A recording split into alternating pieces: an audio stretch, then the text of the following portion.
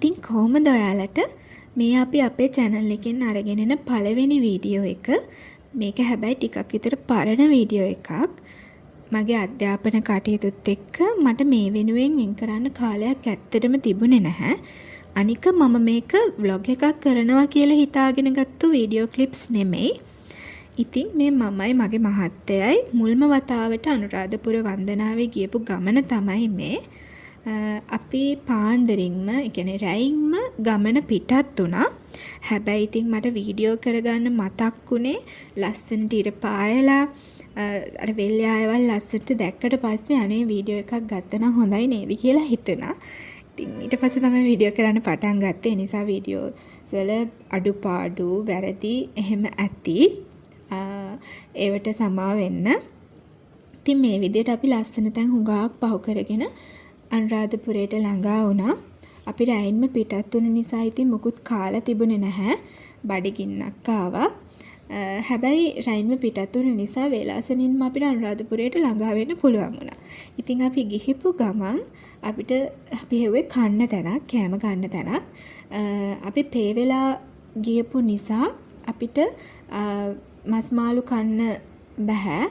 ඒ නිසා අපි වෙජිටේරියන් කෑම තියෙන තැනක් තමයි හෙව්වේ. හුඟක් එහෙම තැන් තියෙනවා. මොකද බැතිමතුන් ගොඩක් මෙහෙට එන නිසා. ඉතින් ඒ වගේ තැනක් අපිට හම්බුණා. මේ ඉන්නේ මගේ මහත්තයා. එයා රවාගෙන වගේ හිටියට අනේ නෑ. අය තරහෙන් නෙමෙයි ඉන්නේ. එයාගේ හැටි. ඉතින් අපි මේ විදිහට මෙතනින් කෑම කාලා මුලින්ම ගියේ ඉසුරුමුණි විහාරය වඳින්න. මම මීට කලින් මෙහෙට ඇවිත් තියෙනවා. හැබැයි මම හුඟක් පුංචි කාලේ. ඉස්කෝලෙන් තමයි අපිව මෙහෙට එක් කරගෙන ආවේ. හැබැයි ඉතින් ඒ හැටි මතකයක් නම් තිබුණේ නෑ මේ තැන් ගැන. ඒ කියන්නේ වටිනාකමක් එහෙම දේවල් තේරුනේ නැහැ ඒ දවස්වල. හැබැයි දැන් තේරෙනවා මේ දේවල් වල වටිනාකම ඇත්තටම කොහොමද කියලා. ඉතින් අපි එතනට මේ අද්දිම අපේ රටේ අය වගේම විදේශීය පිරිසුත් හුඟක් ඇවිත් තිබුණා. හරිම ආඩම්බරයක් දැනුණ යාලා හරිම භක්තියෙන් අපේ දේවල් ගැන දැනගන්න ඉගෙන ගන්න තියෙන උනන්දුව දැක්කම. අපිට මේ දේවල් එතකොට කොච්චරනම් වටින්න ඕනේද කියලා හිතුණා මට ඒ වෙලාවේ. ඉතින් අපි මේ විහාරේ වඳින්න තිබුණ හැම තැනක්ම වැඳ පුදා ගත්තා වගේම බලන්න තිබුණ හැම තැනකටම ගියා.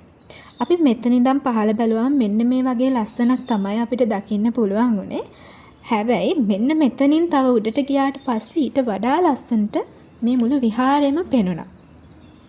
හැබැයි ඉතින් මට මෙතනට නගින්න ටිකක් බය හිතුණා. මොකද පඩි හරිම පටුයි.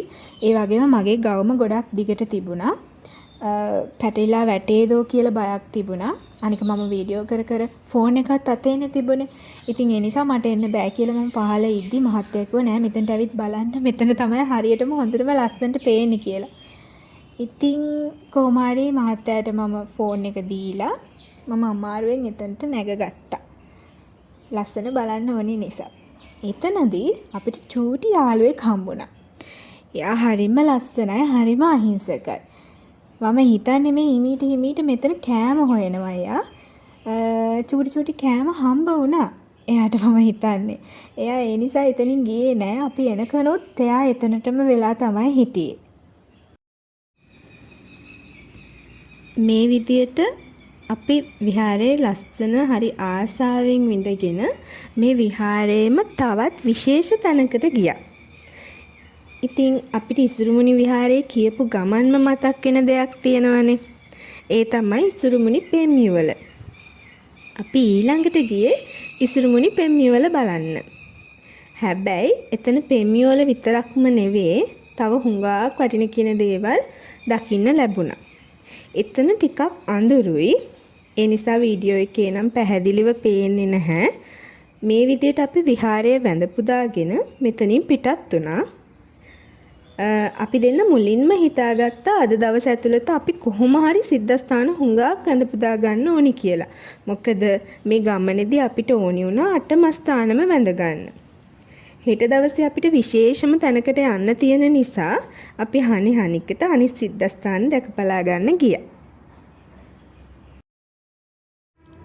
මේ අපි මිරිසවැටි දාගැබ වඳින්න ගියපු අවස්ථාව.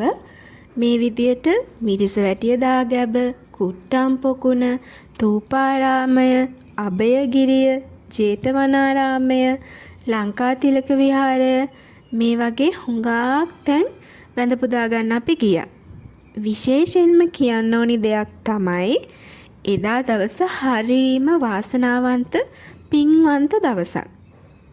ඒ මොකද කියනවා නම් ගිය හැම තැනකම වගේ පුදුම නිස්කලංක බවක් තිබුණා. ඒ කියන්නේ වන්දනාකරුවන් හුඟක්ම අඩුවෙන් තමා හිටියේ. සමහර තැන්වලදී නම් වන්දනාකරුවන් විදියට අපි දෙන්න විතරමයි හිටියේ. කිසිම ഘോഷාකාරී බවක්වත් කලබලයක්වත් අපහසුතාවයක්වත් මොනම වෙලාවකවත් දැනුනේ නැහැ අපිට. ඒකට හේතුව බැතිමතුන් හුඟක් අවම වුණ නිසා වෙන්න ඇති. ඒ කියන්නේ වන්දනාකරුවන්ව කරදරකාරී විදිහට දකිනවා නම් නෙමෙයි. හැබැයි ඉතින් අපි ඒ සංසුන්කම හොඳ විදියට බාරගත්තා.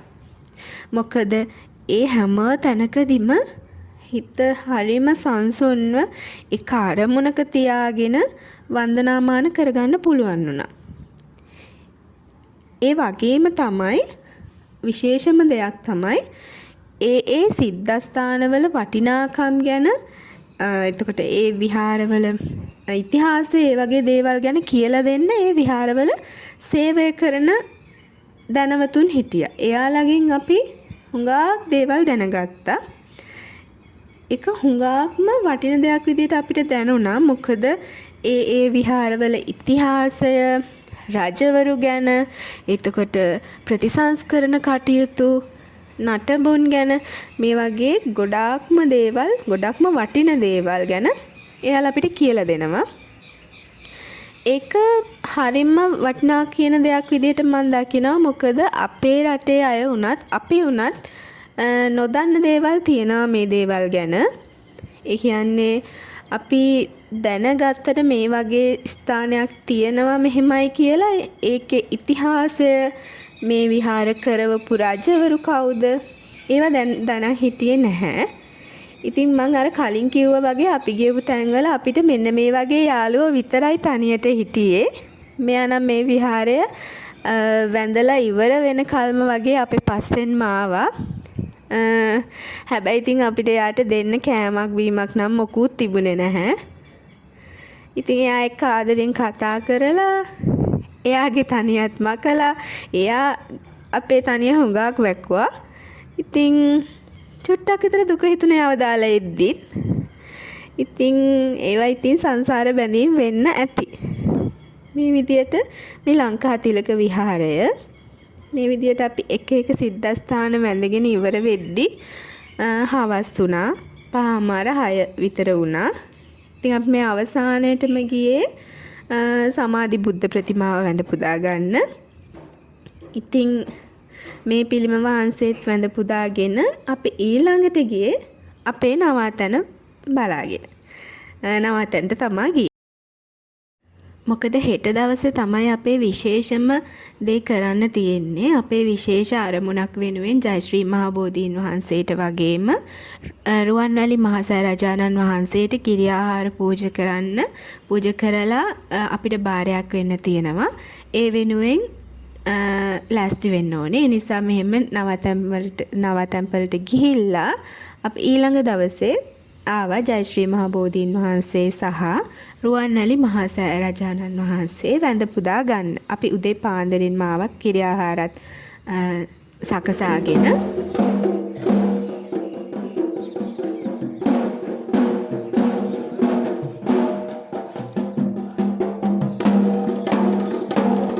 අපිට වාසනාවකට වගේ උදෑසන සම්බුද්ධ පූජාවටම සම්බන්ධ වෙන්න අවස්ථාව ලැබුණා.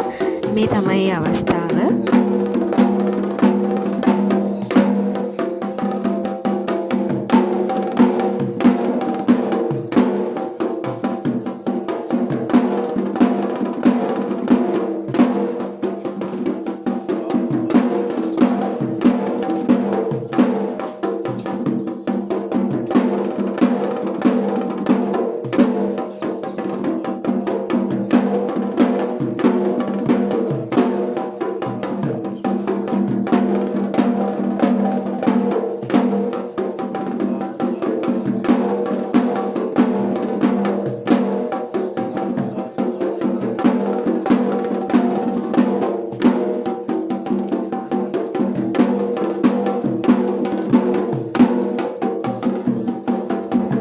මගේ ජීවිතේ මුල්ම වතාවට තමයි ජයශ්‍රී මහා බෝධීන් වහන්සේ වෙනුවෙන් උදෑසන පවත්වන සම්බුද්ධ පූජාවට මේ විදියට සම්බන්ධ වෙන්න අවස්ථාව ලැබුණේ අපි දෙන්නට මෙහෙමයි.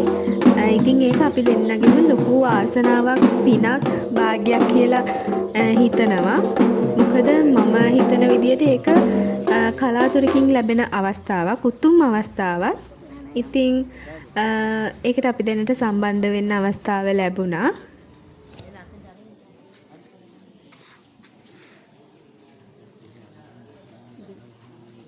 හරිම ලස්සනට හරිම පිළිවෙලට පිරිසිදුව මෙතන සම්බුද්ධ පූජාව සිද්ධ වෙනවා.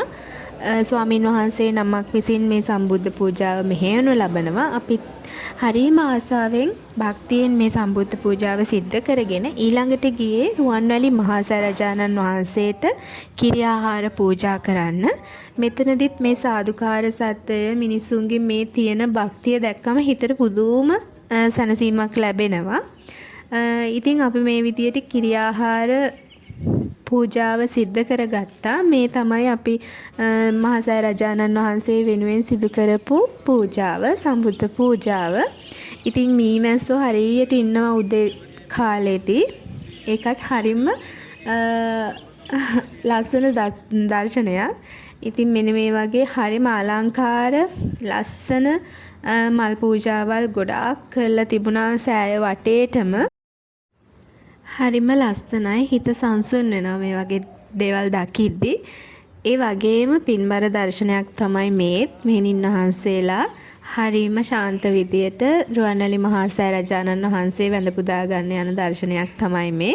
ඒ දිහත් මං හරිය ආසාවෙන් හුඟක් වෙලා බලාගෙන හිටියා.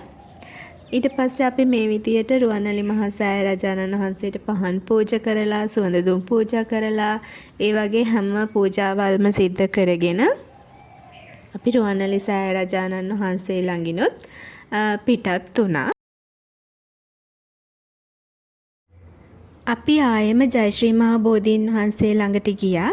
අපි බලාපොරොත්තු වුණා වගේම අපේ අරමුණු ඒ විදියටම ඉෂ්ට කරගන්න ලැබුණා කියලා අපි තදින්ම විශ්වාස කරගත්තා. මේ පින්වන්ත භූමියේ වැඩ සිටින සියලු දෙවි දේවතාවුන් වහන්සේලාටත් පින් අනුමෝදන් කරලා අපි එතනින් පිටත් වුණා. මේ තමයි අපේ අනුරාධපුර ගමනේ විස්තරය. ආයෙම අලුත් වීඩියෝ එකකින් ඔයාලව හමු වෙන්න එන්නම්. ඔයාලා හැමෝටම තෙරුවන් සරණයි.